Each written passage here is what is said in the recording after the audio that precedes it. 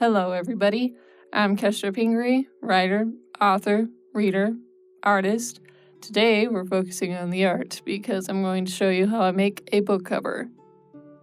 The book cover I'm going to show you is for a novella that I wrote for my newsletter subscribers. It's exclusive to newsletter subscribers, so if you want to check out the book, I'll have a link to it at the end of the video. The first place I start when I'm making a book cover is I look at other book covers in my genre. So you can do this a few different ways. Pinterest is a good place to start because you can save a bunch of pins and I don't know. Let's go there. What I write is fantasy, so I'm going to look up some generic fantasy. And you can also be more specific. So this novella, A Prince of Howling Sky, is part of my series From Blood to Ashes, and this takes place in a world where werewolves, vampires, and humans are the main characters, species, whatever. So, I could be more specific with my fantasy search and say that I want to have werewolf fantasy, so I could look that up and see if there are books specific to that.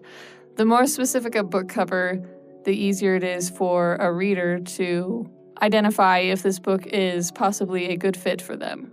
Another good place, and arguably the best place to look up book covers, like the one in your genre, would be to go to Amazon. So you could go to Amazon and just look up the generic genre, kind of like searching the way we did in Pinterest.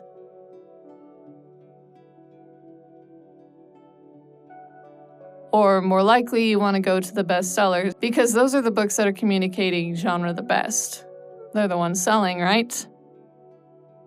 But yeah, don't just copy a bestseller because it's a bestseller. Make sure that the book actually fits your genre. And we're not copying either. We're looking at elements, what makes this book communicate the genre to the reader.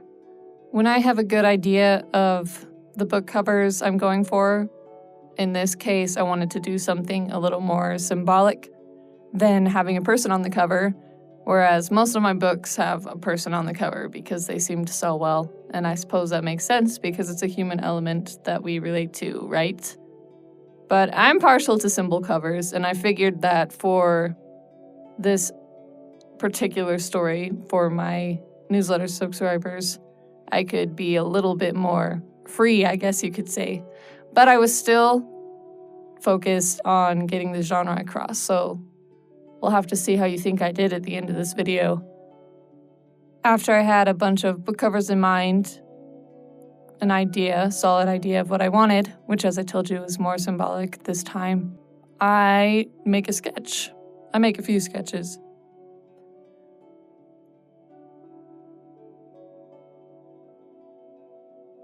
Photo manipulation is the primary way I make my book covers. Obviously, there are a lot of different ways to make book covers, and this is why there's a lot of different artists, because even if you're a great book cover designer, it doesn't mean you're an illustrator, and so if you need an illustrated cover, you probably need to hire an illustrator and the book cover designer.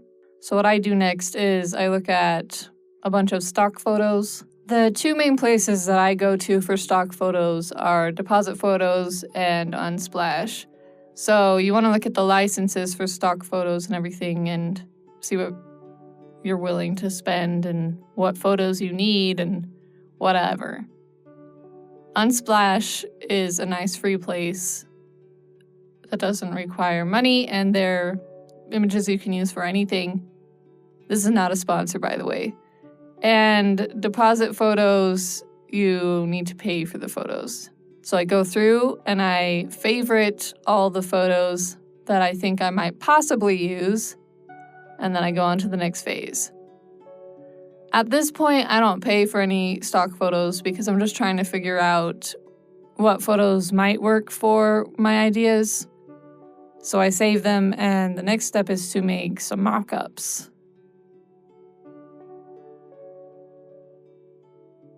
After I've played with mock-ups until I'm content, I pick a design and I decide to finalize it.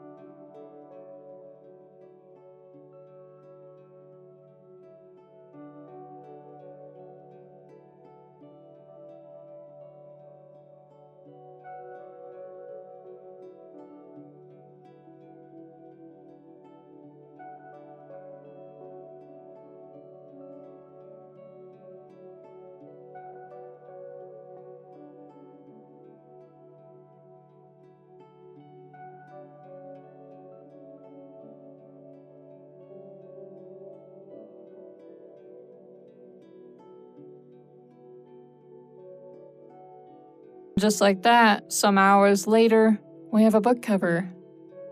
Again, if you would like to read this book, it's free to my newsletter subscribers, so all you have to do is subscribe to my newsletter and I'll send you this book.